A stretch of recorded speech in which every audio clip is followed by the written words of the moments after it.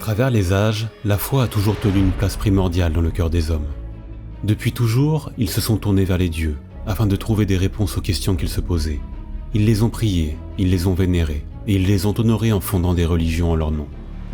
En retour, ils reçurent le moyen de trouver un sens à leur vie, leur foi leur apportant du réconfort et de l'espoir, tout en leur permettant de s'unir et en leur donnant la volonté de se transcender.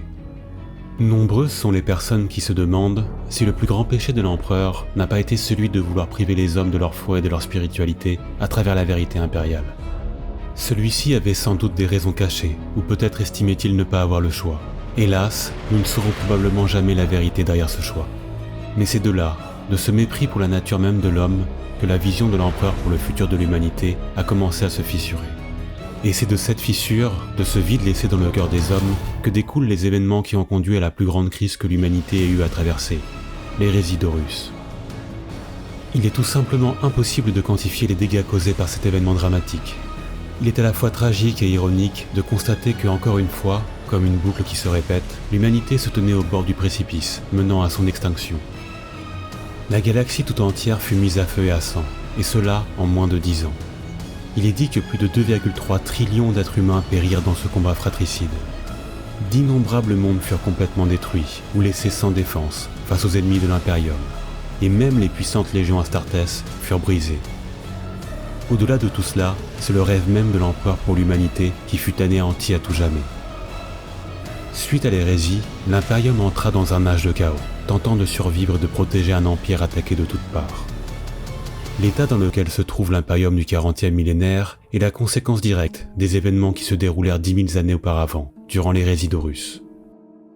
Après tant de siècles, ces événements sont considérés comme des légendes par beaucoup de citoyens de l'Imperium, et rares sont les personnes qui savent ce qui s'est réellement passé et comment tout cela a débuté. L'hérésie est une période complexe à traiter, tant son ampleur est grande, mais aujourd'hui, je vais tenter de vous raconter comment tout a commencé, comment un homme et sa légion furent le point de départ de ces terribles événements. Je vais vous parler d'une légion au destin tragique, une légion souvent moquée et méprisée par ses frères, une légion avec à sa tête sans doute le plus humain des primarques, tant dans ses qualités que dans ses défauts. Ils sont les porteurs de la parole, les premiers hérétiques, et à leur tête se trouvait un être exceptionnel, connu sous bien des noms, la voix de la vérité, le couronné, le doré, l'Urizen, ou tout simplement l'Orga Aurelian.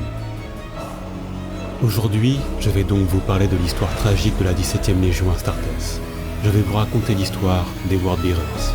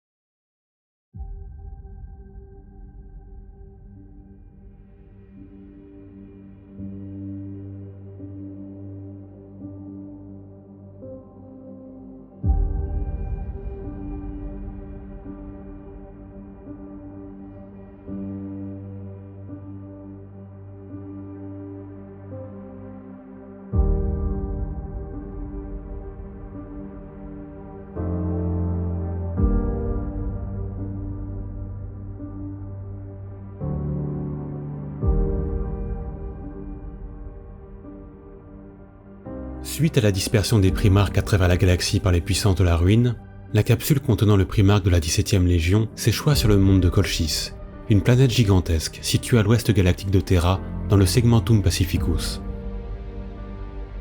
Le monde de Colchis était composé de vastes terres arides, d'immenses déserts s'étendant à perte de vue et de montagnes gigantesques. La vie était rude et seules quelques cités humaines parvenaient à se développer le long des côtes, dont notamment la magnifique capitale de Colchis, Varadesh, la cité des fleurs grises. Alors que Colchis était un monde technologiquement avancé avant l'ère des luttes, celui-ci régressa durant la Grande Nuit, jusqu'à revenir à un âge féodal. L'esclavage était monnaie courante, et la société colchisienne était régie d'une main de fer par une institution religieuse polythéiste, connue sous le nom du Covenant. En dehors des cités, vivaient des tribus de nomades du désert, surnommées les réprouvés, et considérées comme damnés par les dieux par les habitants des cités. C'est dans le désert ardent colchisien que s'échoua la capsule du primarque de la 17e Légion. Le jeune garçon fut recueilli par un groupe de nomades du désert qui l'emmenèrent dans leur village. Là-bas, les réprouvés accueillirent l'enfant et s'occupèrent de lui avec chaleur et tendresse. Suite à son accueil au sein de la tribu, le chef des nomades, un homme du nom de Fan Morgai, baptisa le jeune garçon du nom de Lorgar, signifiant l'invocateur de pluie dans le dialecte des réprouvés. 6 mois plus tard cet événement, un prêtre du Covenant du nom de Corphaeron arriva au sein du village, accompagné par une caravane lourdement armée et composée de nombreux esclaves. Corphaeron, qui avait été chassé de la cité de Varadesh pour son militantisme fanatique, s'était donné pour mission de prêcher sa foi et de convertir les peuples nomades de Colchis. Ce prêtre aux qualités oratoires exceptionnelles fit la rencontre du jeune Lorgar lors de l'une de ses prêches. Lorsqu'il rencontra le garçon, Corphaeron tomba à genoux devant lui, comme foudroyé. Il déclara que Lorgar était un enfant béni des dieux, et insista auprès des réprouvés pour emmener l'enfant avec lui, afin de s'en occuper et de parfaire son éducation. L'enfant, qui avait écouté les prêches de Corphaeron avec passion, souhaitait en savoir plus sur la vérité mentionnée par le prêtre, et il accepta sa proposition. Les habitants du village, souhaitant ce qu'il y avait de mieux pour lui, le laissèrent partir avec regret. Cependant, avant de quitter les réprouvés, l'enfant demanda une seule chose à Corphaeron, qu'il puisse garder son nom, Lorgar, en mémoire de la gentillesse des nomades qui l'avaient accueilli. Le jeune primarque quitta alors son village d'adoption et partit avec la caravane de Corphaeron. Alors que celle-ci s'éloignait, Corphaeron envoya certains de ses hommes massacrer l'ensemble du village. À travers cet acte ignoble, il souhaitait garder l'existence du garçon secrète, afin de se servir de lui pour reprendre sa place au sein du Covenant, et pour se venger de ceux qui l'avaient banni. Le jeune Lorgar contempla au loin les volutes de fumée s'élever de son village, et il observa la scène avec calme et tristesse, comme s'il avait su ce qui allait arriver.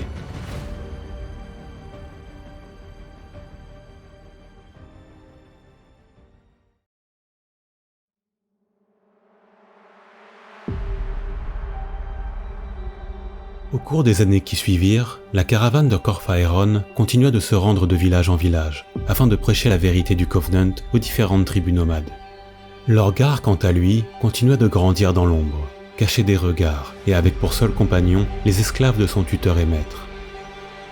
L'enfance du jeune primarque fut marquée par la solitude, et par une éducation religieuse très stricte teintée de sévices réguliers. Corphaeron s'occupa néanmoins de l'éducation de Lorgar. Il lui apprit à lire, écrire et à prier. Il lui inculqua les croyances du Covenant, celles-ci consistant en la vénération de 4 anciens dieux. Tragiquement, ce que le Covenant ignorait, c'est que ces 4 dieux étaient en réalité des visions embellies et trompeuses des 4 dieux primordiaux du chaos. C'est ainsi que se déroula l'enfance du jeune primarque, partagée entre l'étude des textes sacrés, la prière et les nombreuses violences physiques que lui infligeait son maître. Malgré les nombreux sévices subis de la part de Corphaeron, le jeune garçon voyait en celui-ci une figure paternelle et l'aimait profondément. Corphaeron, via sa personnalité et son charisme, avait réussi à créer une dépendance émotionnelle très forte de la part de l'enfant. Percevant ses talents extraordinaires, il prévoyait d'utiliser Lorgar pour accomplir sa vengeance, suite à son bannissement, et de se servir de lui pour prendre le contrôle de l'église du Covenant. Les seuls moments joyeux de la jeunesse du primarque furent au contact des esclaves de la caravane. Il y a des relations d'amitié avec nombreux d'entre eux, et notamment avec un esclave du nom de Nero, qui deviendra par la suite l'un de ses fidèles compagnons. Les esclaves apprirent de nombreuses choses à Lorgar, à propos de Colchis et de son peuple, ainsi que sur son folklore et ses traditions. Cependant, cette affection du jeune garçon pour ses amis esclaves lui valut en retour les réprimandes de son père adoptif, et des sévices de plus en plus violents. Le temps passa, et en grandissant, le jeune primarque développa rapidement une force surhumaine. Tout comme sa force, son intelligence se développa elle aussi à une vitesse exceptionnelle. Sa soif de connaissance était insatiable, et il semblait absorber instantanément tout ce qu'on lui apprenait. Mais au-delà de ses fabuleuses capacités, Lorgar était reconnu pour posséder un don rare. Il était capable de toucher le cœur des hommes. Via son charisme et son éloquence exceptionnelle, il était à même en quelques paroles seulement de conforter les peurs, tout comme d'apporter de l'espoir à ceux à qui il s'adressait. Malgré les abus et les violences subies, Lorgar continuait de vouloir aider les esclaves autant qu'il le pouvait. Un jour, suite à une nouvelle réprimande, Corphaéron envoya certains de ses hommes infliger une punition à Lorgar, mais ceux-ci refusèrent de lever la main sur lui, le reconnaissant comme le prophète envoyé par les dieux. Corphaéron fut alors furieux qu'on lui désobéisse, et alors que ses esclaves allaient le tuer, Lorgar, malgré les nombreuses violences et primates subies depuis son plus jeune âge, s'interposa entre Corphaéron et ses agresseurs. Il ordonna que l'on épargne son père et exécuta tous ceux qui s'opposèrent à lui. Jouant sur la dépendance que Lorgar avait à son égard, Corphaéron l'appela pour la première fois son fils, et suite à ces événements, il s'agenouilla devant lui, et il le reconnut comme le prophète, le porteur de la parole. Par la suite, Lorgar prit la tête de la caravane, et Corphaéron devint son bras droit. Ensemble, ils partirent continuer leur travail de prêche à travers les terres arides de Colchis, et la caravane du porteur de la parole devint rapidement gigantesque. Partout où Lorgar allait, les fidèles affluaient afin de rencontrer le prophète et pour lui proposer de se joindre à lui. Un jour, alors que Lorgar était en plein doute sur sa foi, se posant des questions sur les motifs des puissances et sur ce qu'ils attendaient de lui, celui-ci entra dans une crise violente. Il se mit à hurler et son corps fut secoué de violents spasmes. Durant cette crise, Lorgar eut une vision. Celle-ci lui annonçait la venue d'un être appelé l'Unique, un dieu vêtu d'or et d'étoiles, descendant depuis les cieux.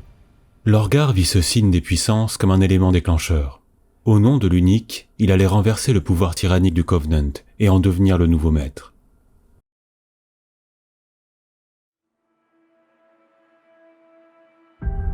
Galvanisé par sa vision, Lorgar révolutionna la foi sur Colchis, en proclamant qu'il porterait désormais un nouveau credo, celui de l'Unique. Il alla alors de cité en cité propager sa foi à travers de magnifiques discours. Sur son passage, il fit libérer les esclaves, pour qui il devint un réel messie. Bientôt, son nom fut connu de tous. Les rumeurs sur l'arrivée d'un sauveur se propagèrent à travers les masses d'esclaves peuplant les cités de Colchis. Cependant, voyant le danger que représentait Lorgar et sa nouvelle foi, l'église du Covenant envoya ses armées arrêter le prophète. Lorgar, qui était maintenant accompagné d'une armée de fidèles et d'esclaves libérés, décida de se battre. Les armées du Covenant ne surent faire face à la puissance d'un primarque et de ses armées, et bientôt, les victoires se succédèrent pour Lorgar et les siens. Suite à ces premières victoires, Lorgar mena de rudes combats et réussit à libérer la cité de Méacine des griffes du Covenant. Puis d'autres tombèrent, comme la cité d'Aesh Ajul ou la cité de Kofus.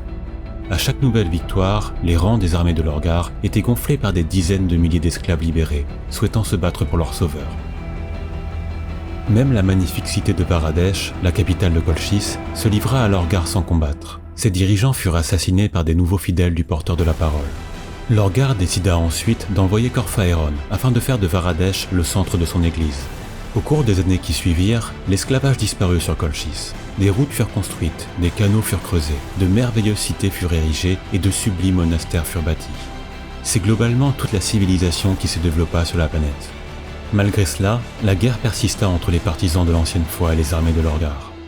Les combats continuèrent pendant 6 longues années, mais il arriva un moment où il ne resta plus que la cité de Gaevarla qui se dressait devant les armées du primarque.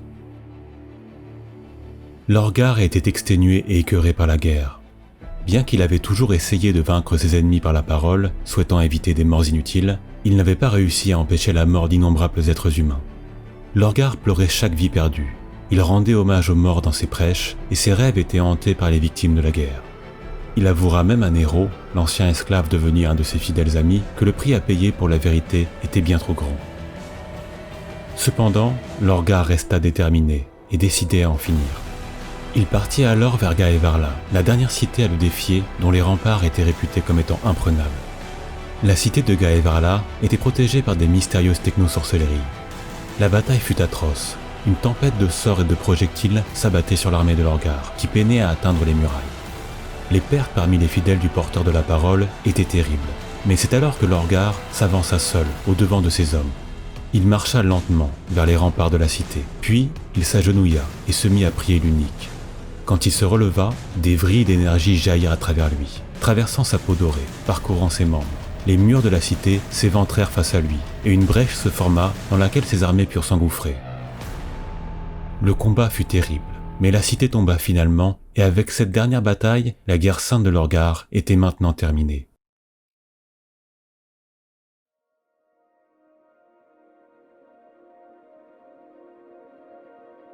Suite à sa victoire, Lorgar repartit vers Varadesh, où il fut accueilli triomphalement par une foule en liesse. En traversant les allées de la cité des fleurs grises, Lorgar fut marqué par les transformations qui avaient été effectuées depuis que Corphaéron en avait pris le contrôle. De sublimes églises avaient été construites, et de nombreux monuments et statues avaient été bâtis à travers toute la ville, en son honneur ainsi qu'en celui de son père adoptif. Par la suite, Lorgar se vit attribuer le nom de Lurizen par les matriarches de Tessénèche, signifiant « le plus sage des sages » en langue colchicienne. Il devint le nouveau maître de l'église du Covenant et nomma Corphaéron comme son archidiacre, lui laissant la gestion des affaires quotidiennes. Quelques mois après son retour triomphal, Lorgar ordonna à Corphaéron de purger le Covenant des derniers vénérateurs des anciennes puissances, afin que seule la foi en l'unique demeure. Son père adoptif le soutenut dans cette décision, et il fit commencer des purges. Mais Nero, le plus fidèle ami et compagnon de Lorgar, s'opposa à cette décision de faire couler plus de sang. Ne parvenant pas à faire ouvrir les yeux à Lorgar sur l'influence néfaste que Corphaéron avait sur lui, Nero tenta d'assassiner l'archidiacre, mais échoua. Toujours influencé par son amour inconditionnel pour son père adoptif, Lorgar exécuta Nero de ses mains. C'est à ce moment, les mains ensanglantées, le corps de Nero gisant à ses pieds, que Lorgar, auréolé d'un halo d'or, leva son doigt vers les cieux, déclarant que l'unique arrivait. C'est alors que l'empereur et sa flotte atteignirent le monde de Colchis. Accompagné de son fils Magnus, primarque des Thousand Sons, et de 2 escouades d'Astartes, l'empereur descendit en surface, où il rencontra son fils Lorgar pour la première fois. Lorsque Aurelian vit son véritable père pour la première fois, il fut subjugué par tant de puissance et tomba à genoux devant lui. Dans l'esprit de Lorgar, il ne faisait aucun doute qu'il était en présence d'un véritable dieu. Ce jour-là, c'est tout un peuple qui s'agenouilla et crut la même chose. Lorgar considéra cette rencontre prédestinée comme la confirmation de ses nombreuses visions et prophéties. Et c'est ainsi que le primarque et son peuple firent de l'empereur leur messie et leur dieu. L'empereur, bien qu'inquiet par les actes de vénération qu'il voyait, fut heureux de retrouver son fils perdu. Mais dès la fin des festivités liées aux retrouvailles, l'empereur demanda à son fils de partir avec lui vers Terra, afin de le former au rôle qui lui était destiné. Lorgar accepta avec gratitude le dessein de l'empereur, exprimant son désir profond de répandre sa foi en l'empereur Dieu sur tous les mondes de l'Imperium. Cependant, l'empereur avertit Lorgar qu'il n'était pas un dieu, et que son impérium devait être construit sur les fondations de la vérité impériale, une doctrine athée et rationaliste, interdisant la pratique de la foi religieuse. Ces paroles ne touchèrent cependant pas Lorgar, car qui d'autre qu'un vrai dieu pouvait prétendre ne pas l'être en disposant pourtant d'une puissance aussi exceptionnelle et inexplicable. Aurelian nomma des régents de confiance pour régner sur Colchis en son absence, et il partit rejoindre son père afin d'être formé sur Terra. Corphaéron, quant à lui, suivit Lorgar. Bien qu'il fût trop vieux pour subir les opérations nécessaires à la transformation en Astartes, il était si important aux yeux du primarque qu'il reçut les meilleures améliorations biologiques possibles par les médecins de l'Imperium, faisant de lui un surhomme, mais pas un réel Astartes, ce qui lui vaudra d'ailleurs le mépris de nombreux guerriers de la Légion. Par la suite, Lorgar alla étudier pendant presque 10 années à la magnifique cité de Tisca, sur Prospero, le monde des Thousand Sons. Durant ces 10 années, il vécut parmi le peuple de Prospero, en venant à le chérir comme il aimait le peuple de Colchis. C'est d'ailleurs durant cette période que Lorgar liera une amitié très forte avec son frère Magnus.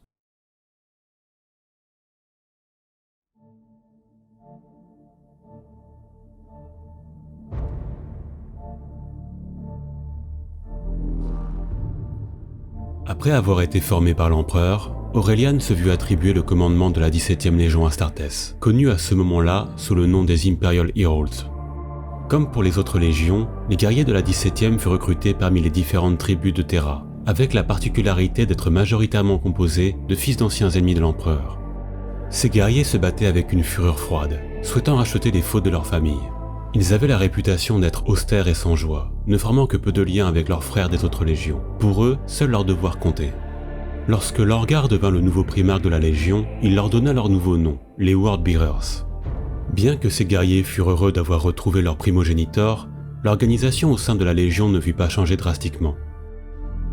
Bien qu'étant immensément puissant, Lorgar n'était pas un génie stratégique et militaire, comme pouvaient l'être ses frères Guilliman ou Horus. De plus, celui-ci n'aimait pas la guerre et la violence. Il accomplissait son devoir uniquement par amour envers son père et pour répandre sa foi en celui-ci. Ce dédain pour la guerre ainsi que sa vision de la foi firent de Lorgar un primarque à part, exclu, souvent méprisé et moqué par ses frères. Et les seuls avec qui il réussira à nouer des liens d'amitié seront Magnus et Horus. À la tête de sa légion, Lorgar partit continuer la Grande Croisade. Les campagnes victorieuses se succédèrent alors, de nombreux mondes furent conquis par la 17e Légion et les empires Xénos rencontrés furent anéantis. Tous ceux qui s'opposaient à la volonté de l'empereur voyaient arriver sur eux la punition impitoyable de Lorgar et de ses Wordbearers. Durant les premières années de Lorgar au commandement de la Légion, celui-ci se montra plutôt discret sur sa foi et sur sa vision de l'empereur. Néanmoins, l'âme de la Légion changea petit à petit au cours des décennies qui suivirent l'arrivée du primarque. Lorgar avait un don exceptionnel pour gagner le cœur des hommes, et peu à peu, la foi en la divinité de l'empereur se répandit de frère en frère. Il peut paraître étrange que des guerriers qui se sont battus pour la vérité impériale bien avant l'arrivée de Lorgar aient pu se rallier à ces idées aussi rapidement. Néanmoins, il ne faut pas oublier que bien qu'ayant été modifiés génétiquement pour devenir les champions de l'empereur, les Astartes restent des hommes, avec leurs forces et leurs faiblesses. Ils ont combattu sur des milliers de mondes à travers la galaxie. Ils ont vu leurs frères mourir, et ils connaissent plus que quiconque les atrocités de la guerre et les horreurs de l'univers. Lorgar, via ses paroles, leur a apporté de l'espoir et a donné un sens à leur combat. Et comme nous le verrons bien plus tard, ce sens apporté par la foi prendra une place importante dans le cœur de tous les guerriers de l'Adeptus Astartes. Durant le siècle qui suivit, Lorgar et ses Wordbearers continuèrent leur conquête au nom de l'Imperium et de l'Empereur Dieu. Les mondes asservis par la 17e Légion étaient exemplaires dans la façon dont ceux-ci suivaient les règles de l'Imperium. Les dîmes étaient régulièrement versées et les gouvernements établis étaient stables. Durant cette période, l'empereur ne réprimanda jamais son fils pour l'adoration fervente qu'il lui portait. Il est difficile d'expliquer pourquoi l'empereur toléra les croyances de son fils pendant si longtemps. Peut-être car les Wordbearers remplissaient avec efficacité leur rôle dans la Grande Croisade. Ou peut-être que l'amour que l'empereur portait à son fils lui faisait fermer les yeux sur son comportement. Hélas, nous n'aurons sans doute jamais la réponse à cette question. Cependant, plus le temps passait, plus les actes commis par les Wordbearers devenaient flagrants. Sur chaque monde conquis par la Légion, la 17e faisait bâtir de sublimes cités, y érigeant de nombreux monuments et églises à la gloire de l'empereur. Le temps passait à convertir les mondes conquis et à purger de façon impitoyable tous ceux qui refusaient de croire en l'empereur, eut pour conséquence un ralentissement significatif dans les conquêtes des Wordbearers par rapport aux autres légions. Certaines sources indiquent que l'empereur aurait confronté Lorgar durant cette période, l'avertissant des conséquences de ses actes s'il continuait sur ce chemin. Mais Lorgar, incapable de contenir sa foi et son amour dévorant envers son père, refusa d'écouter ses mises en garde. Ne voyant aucun changement dans le comportement de son fils, l'empereur convoqua Guilliman à ses côtés et lui ordonna de punir Lorgar et sa légion en détruisant les magnifiques cités-temples que la 17e avait bâtis sur le monde de Cour, et notamment la cité parfaite de Monarchia. À travers cette punition, l'empereur ne souhaitait pas briser les Wordbearers, comme il l'avait déjà fait pour 2 autres légions, mais il désirait les remettre dans le droit chemin. Le fait que ce fût Guilliman et ses ultramarines qui furent choisis pour cette mission n'est cependant pas un hasard. Ceux-ci représentaient l'idéal des légions Astartes. Leur primarque était honoré parmi toutes les légions, et les ultramarines respectés par tous leurs frères, tout en faisant état d'un bilan exemplaire de victoires et de mondes conquis. En outre, les ultramarines sont des guerriers stoïques et rationnels, suivant à la lettre la vision de l'empereur. Les Wordbearers, quant à eux, sont l'exact opposé des ultramarines. Leur primarque, de par son dédain pour la guerre, est considéré comme faible par rapport à ses autres frères. Et les Wordbearers sont bien souvent méprisés par les autres légions, de par la foi qu'ils arborent, étant vus comme des faibles et des fanatiques. Il semble que l'empereur, en envoyant les ultramarines, voulait montrer à Lorgar ce que sa légion pouvait devenir, ce qu'elle devait devenir. Mais le résultat fut hélas tout autre. Guilliman et sa flotte arrivèrent en orbite de Cour, et firent évacuer les cités avant de les raser.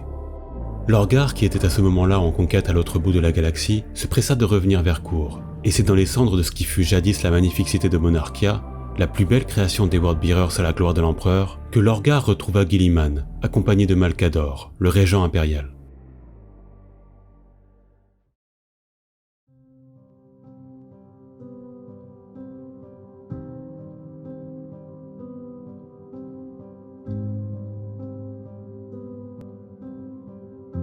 Lorsque Lorgar rencontra Guilliman et le Sigillite, il ne comprit tout d'abord pas ce qui avait pu se produire et exigea des explications.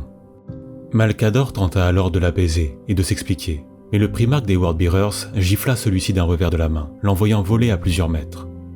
Guilliman, quant à lui, resta stoïque, affrontant avec calme le regard plein de fureur de son frère. Fou de rage, Lorgar déclara qu'il allait se rendre immédiatement sur Terra, rapporter à son père l'acte ignoble qui s'était produit ici. Mais c'est alors que Malcador l'interrompit, pour lui dire que l'empereur était déjà au courant. Lorgar fut comme foudroyé par cette révélation, mais ne voulut pas croire les paroles du sigillite. C'est alors que Malcador ferma les yeux et inclina la tête vers les cieux et les vaisseaux qui s'y trouvaient. Lorgar, voyant cela, fut comme terrorisé par ce qui allait se passer. Le monde s'éclaira alors d'une explosion de lumière. Lorgar et ses fils furent aveuglés, leurs sens ne pouvant supporter l'arrivée d'un être d'une puissance à nul autre pareille. Lorsqu'ils purent ouvrir leurs yeux, l'empereur de l'humanité, accompagné de 6 guerriers en armure d'or, se tenait devant Lorgar. Une vague psychique vint frapper l'ensemble de la 17e Légion. D'une parole, l'empereur leur imposa de se mettre à genoux. Même Lorgar ne put résister à la pression psychique générée par son père et fut forcé de mettre un genou au sol. L'empereur déclara à son fils qu'il ne pouvait pas être surpris par ce qu'il s'était passé. Il n'avait pas respecté son avertissement et il devait maintenant en subir les conséquences.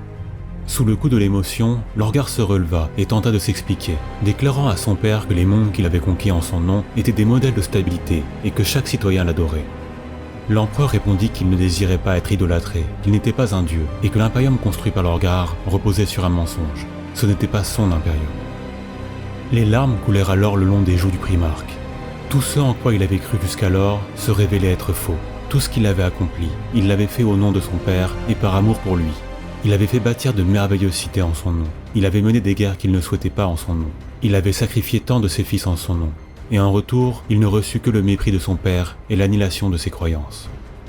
L'empereur ordonna alors à son fils de reprendre la grande croisade et d'arrêter de prêcher ses folies. Il lui imposa en outre que ses guerriers de la Légio Custodes viennent surveiller les efforts de la Légion. Suite à cela, l'empereur partit, se téléportant sur son vaisseau amiral. Lorgar, effaré, ne sut quoi répondre. Il resta à fixer les cendres de Monarchia. Malcador tenta de le consoler, mais il ne subit en retour que le mépris du primarque. Quand Lorgar releva les yeux, il fixa Guilliman, qui avait assisté à son humiliation, et il se jeta fou de rage sur lui. Après avoir mis le primarque de la 13e Légion au sol, c'est finalement Corphaéron qui s'interposa et dit à son fils qu'il était temps de partir.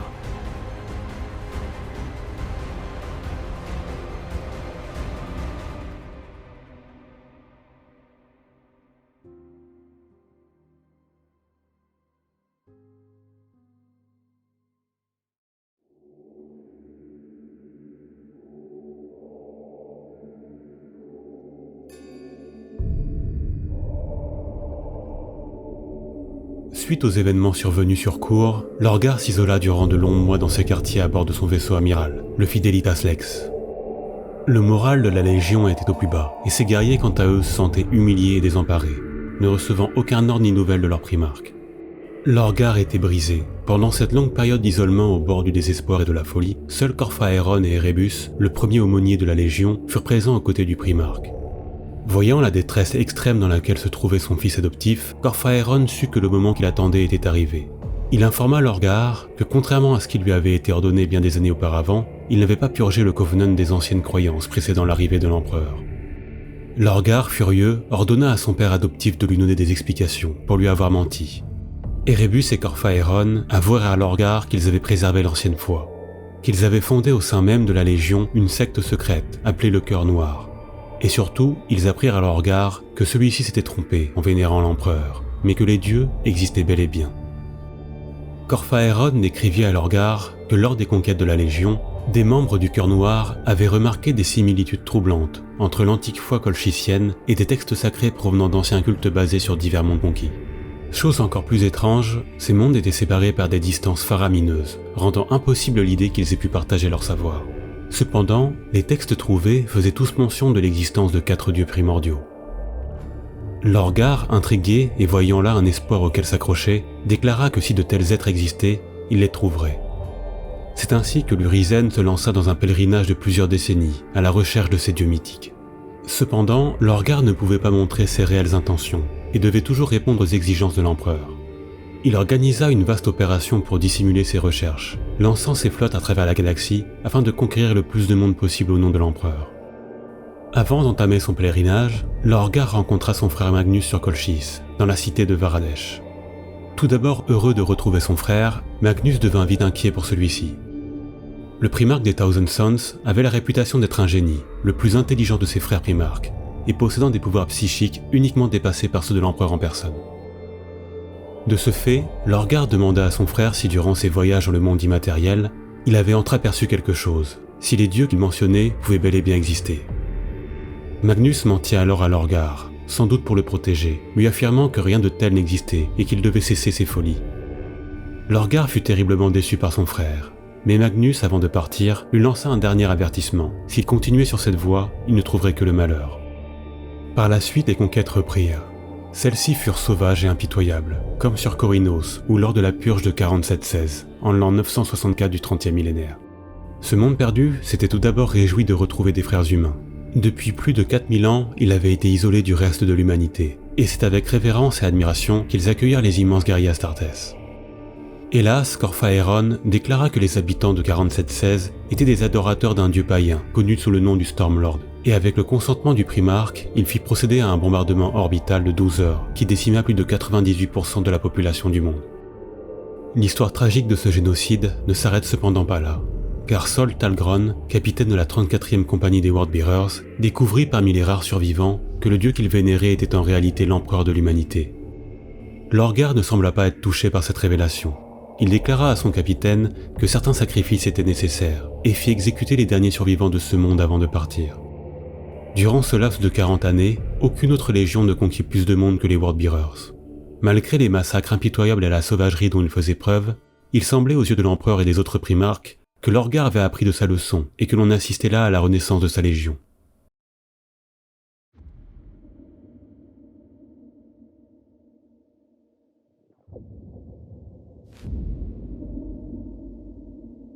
En parallèle aux conquêtes spectaculaires de ses flottes, Lorgar continua son pèlerinage à travers la galaxie, cherchant désespérément la trace des dieux. Durant ce long périple, il fut accompagné du chapitre de Serrated Sun, dirigé par son fils favori, le capitaine Argeltal. En l'an 966 du 30e millénaire, la flotte des Serrated Sun atteignit le monde de Cadia, près de la plus grande tempête warp connue de l'univers. Celle-ci prendra d'ailleurs par la suite un nom tristement célèbre dans tout l'Imperium, l'œil de la terreur. En arrivant sur la planète, le primarque fit la rencontre de tribus d'humains primitifs, dirigées par une prêtresse du nom d'Ingetel. Celle-ci invita Lorgar et ses hommes à prendre part à un rituel où la vérité lui serait révélée. Durant les horribles rites perpétrés par les indigènes, Ingetel se transforma en une créature repoussante et difforme, puis se présenta à Lorgar sous sa véritable forme. Le prince démon connu sous le nom de Ingetel l'Ascensionné. Le démon expliqua à Lorgar qu'il ne s'était pas trompé, les dieux existaient bel et bien, et ceux-ci attendaient la venue de leur fils favori, dans l'œil de la terreur. Bien qu'horrifié par la créature, Lorgar était allé trop loin pour s'arrêter. Il devait connaître la vérité, aussi horrible soit-elle. Le primarque décida alors d'envoyer dans l'œil de la terreur le vaisseau éclaireur des Serrated Sun, connu sous le nom du Orpheus Lament. Pour cette mission, il choisit ses meilleurs hommes, ainsi que son fils, Argeltal. Après quelques minutes, le vaisseau revint dans l'espace réel, mais ce qui avait été des minutes pour la flotte du primarque avait duré plus de 7 mois pour l'équipage du vaisseau. Plus étrange encore, au retour de l'Orpheus Lament, l'ensemble de l'équipage humain avait péri dans de mystérieuses conditions, et il semblait que les fils de Lorgar étaient revenus différents, drainés de leur force vitale et comme transformés de l'intérieur. Après avoir fait subir un interrogatoire à Argeltal, Lorgar découvrit que celui-ci avait fusionné avec une autre entité, un démon du nom de Rome. Par la suite, le primarque resta au chevet de son fils, écoutant le récit de ce qu'il avait vu dans l'œil de la terreur. Durant leur passage dans l'œil, Ingetel avait montré à Argeltal la réalité du Warp. Celui-ci était en réalité une dimension parallèle liée à notre univers physique. Cette dimension faite d'énergie pure est façonnée par les émotions et les pulsions des mortels du plan matériel. La peur, la colère, l'envie, la haine et toutes les autres émotions s'écoulent dans le Warp et y servent d'énergie. Au fin fond du Warp se trouvent des êtres d'une puissance inimaginable, des êtres se nourrissant des émotions des mortels, ou plutôt des êtres formés par ces émotions. Il s'agit des 4 dieux du panthéon du chaos, Slanesh, Tzeentch, Nurgle et Khorne. Par la suite, Ingetel expliqua à Argeltal qu'avant les hommes, la race des Aeldari régnait sur la galaxie. Cette période de domination qui avait duré des éons avait touché à sa fin car les Eldar n'avaient pas accepté la vérité primordiale. Dans leur arrogance, ils avaient pensé pouvoir rejeter les dieux du chaos. Le démon mentit alors à Argeltal, lui expliquant que c'était par chagrin et par colère d'être ignorés par ses enfants que le dieu Slaanesh les avait punis, causant l'extinction de la quasi-totalité de leur race. Le démon avertit Argeltal que l'humanité avait pris le même chemin que les Eldar, et que s'il souhaitait que l'espèce humaine survive, celle-ci ne devait pas commettre les mêmes péchés. Elle devait accepter les dieux du chaos et vivre en harmonie avec eux. De plus, Ingentel révéla que l'empereur était au courant depuis le début de l'existence des dieux et de la nature du Warp. L'empereur avait par le passé pactisé avec les dieux afin d'acquérir le pouvoir nécessaire pour créer les Primarques, mais en retour, il les trompa, refusant de donner ce qu'il leur avait promis en échange. Depuis, il était devenu leur ennemi juré, l'anathème, et c'est par vengeance que les dieux du chaos avaient dispersé les Primarques à travers la galaxie. Le récit de son fils changea Lorgar à tout jamais. Les mensonges de l'empereur, ainsi que la découverte de la vérité primordiale, poussèrent lentement le Primarque vers la vénération du panthéon du chaos. Cependant, Lorgar souhaitait savoir ce que les dieux lui promettaient pour l'humanité, et il décida de se rendre lui-même dans l'œil. Personne ne sait ce que les puissances de la ruine montrèrent à Lorgar. Mais quand celui-ci ressortit de l'œil, il était totalement transformé. Il était devenu un tout nouvel homme. Ses peurs et ses doutes avaient disparu. Et maintenant, il était prêt à mener une guerre qui changerait le destin de l'humanité à tout jamais.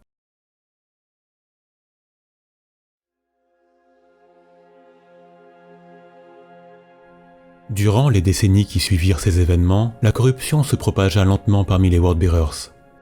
Sous les ordres de Lorgar, Corphaeron mit en place au sein de la Légion un nouveau culte en l'honneur des puissances de la ruine. Dans les recoins les plus sombres de leur flotte, les aumôniers de la Légion prêchaient la vérité primordiale à leurs frères, tout en les incitant à la vénération du panthéon du chaos.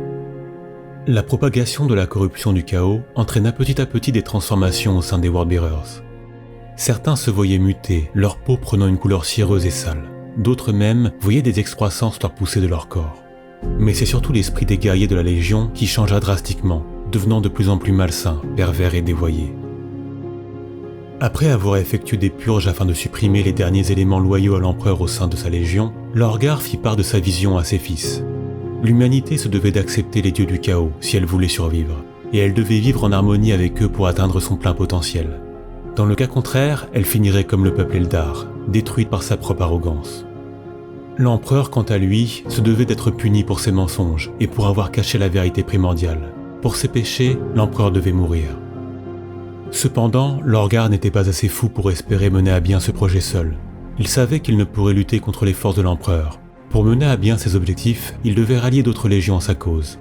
Le Primarque savait aussi que jamais il ne pourrait convaincre ses autres frères à lui-même. Il n'avait ni le charisme nécessaire pour cela, ni leur respect. Cependant, il connaissait une personne qui serait capable de remplir ce rôle. Son frère le plus aimé et respecté de tous, le maître de guerre, le fils favori de l'empereur, Horus Lupercal. Au cours des décennies qui suivirent, les Worldbearers participèrent à la création des loges guerrières. Une loge était une fraternité fermée de guerriers qui existait en dehors de la structure organisationnelle des légions. Ces fraternités avaient pour objectif de permettre une meilleure intégration des frères de bataille et servaient de lieu d'échange et de débat entre les membres d'une légion qui ne se seraient jamais rencontrés ou parlé dans la structure hiérarchique de leur légion. Bien qu'elles fussent interdites, les loges devinrent vite très populaires au sein de nombreuses légions. De nombreux officiers toléraient même l'existence des loges, n'y voyant pas de réelles menaces. Cependant, c'est en se servant des loges que les Worldbearers propagèrent lentement des idées visant à semer le trouble parmi les légions.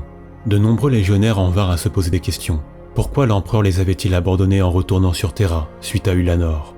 Pourquoi se devaient-ils d'obéir aux simples mortels qui dirigeaient l'Imperium, alors que c'est eux qui se battaient en première ligne à travers toute la galaxie?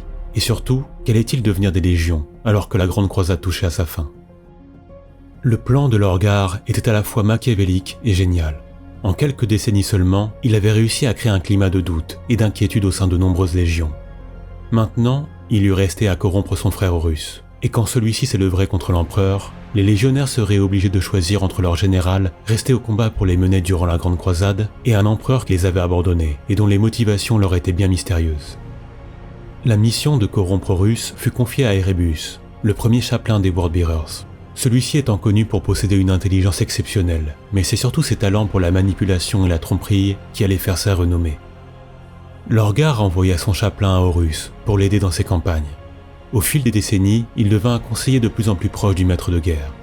Il noua même de nombreux liens d'amitié et de camaraderie avec certains des officiers les plus importants au sein des Lunawolf, notamment avec Abaddon et Aximand, tous deux membres du Mournival, une organisation informelle comprenant les 4 officiers les plus importants de la Légion. Dans l'ombre des conquêtes des Luna Wolf, Erebus continuait de tisser sa toile. Lorsque la Légion de Russe rencontra un empire humain connu sous le nom de l'Interrex, les relations furent tout d'abord amicales et les pourparlers diplomatiques s'engagèrent rapidement entre les deux camps. Cependant, Erebus déroba en secret une relique sacrée du peuple de l'Interrex, une épée d'Anatam. Cette épée était une puissante arme façonnée par les énergies du chaos. L'Interrex, qui connaissait les puissances du chaos, avait gardé cette arme sous surveillance, par précaution. Lorsque le vol de l'Anatam arriva, l'Interrex accusa l'Imperium de cet acte. Horus, ignorant tout des actions d'Erebus, tenta tout d'abord d'arranger la situation, mais il était trop tard. Cet événement déclencha une guerre sans pitié, causant des millions de morts, et qui se conclua par la destruction de l'Interrex. Par la suite, il est dit que ce serait encore une fois Erebus, aidé par les puissances du chaos, qui organisa une rébellion humaine sur le monde de Davin. Lors de celle-ci, les forces d'Horus matèrent les rebelles, mais c'est durant cette bataille que Horus fut blessé par le gouverneur planétaire Eugan Temba. Celui-ci avait été transformé en une créature cauchemardesque par les puissances de la ruine. Et c'est armé de l'Anatam qu'il parvint à blesser un être aussi puissant que Horus. Les énergies corruptrices du chaos se répandirent à travers le corps du maître de guerre. Il était impossible de guérir le primarque, les aumôniers de la Légion ne parvenant pas à identifier le mal dont il souffrait. Horus Lupercal était aux portes de la mort, et encore une fois, c'est Erebus qui proposa de sauver le primarque via un rituel sacré. Désespérés à l'idée de perdre leur père, les fils d'Horus acceptèrent la tentative d'Erebus pour le sauver. Seuls Garviel Loken et Tarik Torgadon, deux des capitaines du Mournival, tentèrent d'empêcher le rituel, ceux-ci ayant de plus en plus de doutes sur les motivations d'Erebus. Loken et Torgadon ne furent cependant pas écoutés par leurs frères, et le rituel se déroula.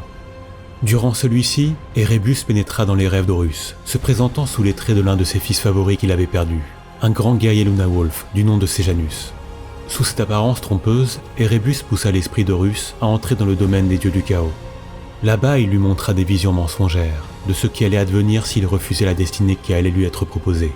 Il lui montra un futur où les légions et Horus avaient été oubliés par l'humanité, remplacés après avoir accompli la grande croisade de l'empereur. L'idée d'un avenir où il avait été oublié, ainsi que tout ce qu'il avait accompli, terrifia Horus. Mais c'est à ce moment que Magnus, le primarque des Thousand Sons et le plus puissant psyker de la galaxie aux côtés de l'empereur, tenta de sauver son frère. Il parvint à interférer psychiquement dans les visions de son frère, lui expliquant que Erebus lui mentait, et que ce qu'il lui montrait n'était qu'une possibilité de l'avenir parmi tant d'autres.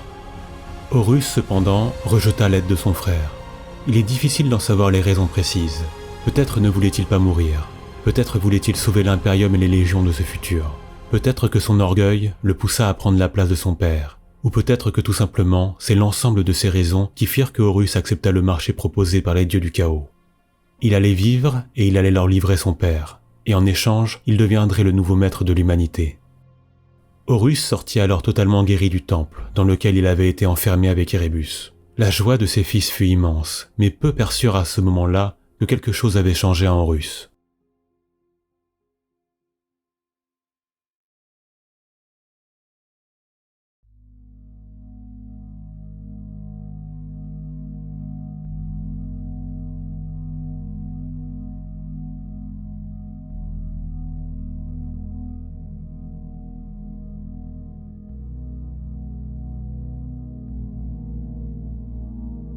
Durant les années qui suivirent la corruption du maître de guerre, celui-ci parvint à rallier à sa cause ses frères Fulgrim, des empereurs Children, Angron des World Eaters et Mortarion de la Death Guard.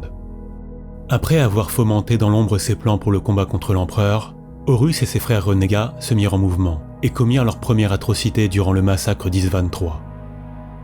Horus avait totalement planifié la rébellion du monde d'Isvan. En tant que maître de guerre, il ordonna le déploiement des forces des 4 légions renégates pour reprendre le monde. Les éléments encore loyaux à l'empereur au sein des légions furent alors déployés en surface avant de subir un bombardement orbital de leur flotte. Il est impossible d'imaginer ce que ces guerriers ont pu ressentir en voyant les frères avec qui ils avaient combattu côte à côte depuis des siècles se retourner contre eux et les massacrer d'une façon aussi impitoyable. Les Worldbearers, quant à eux, ne participèrent pas à cet événement, les membres loyaux à l'empereur au sein de leur légion ayant été purgés depuis déjà bien longtemps. Mais Lorgar et ses fils allaient participer activement dans la suite des plans d'Horus. Les loyalistes ayant eu vent de la trahison d'Horus et de ses 3 frères envoyèrent une immense force contre lui. Celle-ci serait composée de 2 vagues d'assaut. Dans un premier temps, les légions des Iron Hands, des Salamanders et de la Raven Guard formeraient la première vague d'assaut contre Horus. Puis, 4 autres légions viendraient prendre la relève pour une seconde vague. Celle-ci composait des légions des Night Lords, des Iron Warriors, de l'Alpha Légion et des Worldbearers. Horus attendait les forces loyalistes sur le monde d'Isvan V. Là-bas, il y prépara de solides défenses, mais à 4 légions contre 7, il semblait que le combat était joué d'avance. L'une des plus terribles batailles connues par les forces de l'Imperium débuta alors sur Isvan V. La première phase de l'assaut fut un succès pour les loyalistes. Les 3 légions des Iron Hands, des Salamanders et de la Raven Guard firent une percée fulgurante au sein des défenses d'Horus, mais cela au prix de lourdes pertes. Lorsque les nouvelles de l'arrivée de la seconde vague parvinrent aux primarques des 3 légions loyalistes, ceux-ci ordonnèrent la retraite de leur légion pour que leurs frères de la seconde vague prennent le relais. Les forces loyalistes de la première vague, épuisées et à court de munitions après les combats contre les légions d'Horus, firent alors retraite vers le site d'atterrissage. Les forces de la seconde vague se déployèrent alors en surface et ouvrirent le feu sur leurs frères de la première vague. Encore une fois, Horus avait déjà tout prévu, et les légions de la seconde vague avaient déjà toutes prêté allégeance au maître de guerre. Il s'ensuivit un terrible carnage, où les forces loyalistes furent prises en étau par les armées d'Horus et les 4 légions de la seconde vague. Le piège du maître de guerre était parfait. Les loyalistes, bien qu'horrifiés par cette trahison et épuisés, décidèrent tout de même de se battre jusqu'au dernier, mais l'issue était inévitable. Lors des combats, les Worldbearers massacrèrent leurs anciens frères sans aucune pitié. De nombreux Astartes loyalistes furent même stupéfaits de voir parmi les rangs des fils de Lorgar des êtres ressemblant à des démons. Ces guerriers démons se jetèrent sur leur proie avec une joie immense, comblés de pouvoir laisser parler leur soif de sang, tout en commettant des actes d'une atrocité sans nom. Cependant, c'est durant ce combat que Lorgar, qui était au milieu de ses fils, faillit mourir. Corvus Corax, le primarque de la Raven Guard, se fraya un chemin parmi les forces des Worldbearers. Sachant la bataille perdue, il se jeta avec haine sur les guerriers de Lorgar pour apporter la vengeance à ses fils qui se faisaient massacrer tout autour de lui. Lorgar ne faisait pas le poids face à la vitesse irréelle de Corax et fut rapidement mis au sol, prêt à recevoir le coup de grâce. C'est uniquement grâce à l'intervention de Konrad Kurz, le primarque des Night Lords, qu'il fut sauvé. À la fin de cette bataille, la victoire était totale pour Horus et ses forces. Les légions des Iron Hands, des Salamanders et de la Raven Guard avaient été quasiment annihilées dans leur intégralité, et leurs primarques étaient soit morts ou disparus. En l'espace d'une seule journée, l'Imperium avait perdu 3 de ses légions, et maintenant, le maître de guerre disposait de 7 légions sous son commandement. Plus qu'une défaite pour les armées impériales, ce fut une réelle humiliation qui causa la panique partout à travers l'Imperium. Par la suite, Horus et Lorgar planifièrent les prochaines étapes à suivre. De par son immensité et à cause des tempêtes warp provoquées par les forces du chaos, de nombreuses régions de la galaxie n'étaient pas encore au courant de la trahison d'Horus. Le maître de guerre redoutait plus que toute autre légion les ultramarines de son frère Guilliman. C'est alors que Lorgar, désireux de combler sa soif de vengeance suite aux événements subis sur Monarchia, proposa de partir vers Ultramar et de bloquer les ultramarines là-bas. Pendant ce temps, Horus, lui, aurait le chemin libre vers Terra et vers l'Empereur. Horus trompa alors Guilliman, lui envoyant un ordre pour rassembler sa flotte en Ultramar.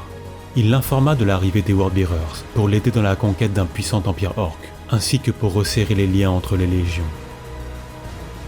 Les Worldbearers partirent alors vers Ultramar. Après avoir été humiliés par l'Empereur et par Guilliman, ils allaient enfin pouvoir obtenir leur vengeance, et celle-ci serait impitoyable. Tout ce que Guilliman avait précieusement bâti allait être réduit en cendres. C'est tout Ultramar qui devait brûler.